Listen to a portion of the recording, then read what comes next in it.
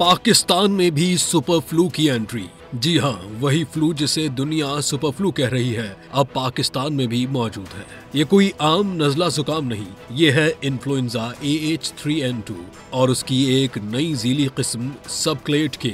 आलमी इदारे सेहत के मुताबिक इस वायरस में जीनियाती तब्दीलियां हो चुकी हैं, जिसकी वजह से कई मुमालिक में फ्लू तेजी से फैल रहा है। पाकिस्तान की ताज़ा रिपोर्ट्स बताती हैं कि तकरीबन 60% नमूनों में यही सबक्लेड के पाया गया है। लेकिन घबराने की बात नहीं, ये कोई नई वबा नहीं बल्कि वही फ्लू है जो हर साल अपनी शक्ल बदल लेता है और खास तौर पर सर्दियों में पंजाब, कराची और बड़े शहरों में इन केसेस में वाज़ेह तौर पर इजाफा देखा जा रहा है।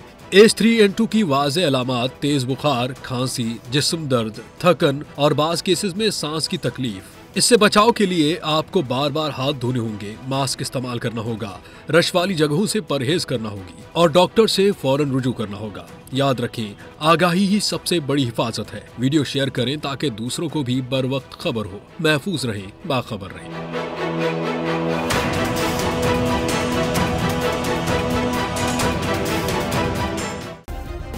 सब्सक्राइब करें और बेल दबाएं ताकि कोई खबर रह न जाए।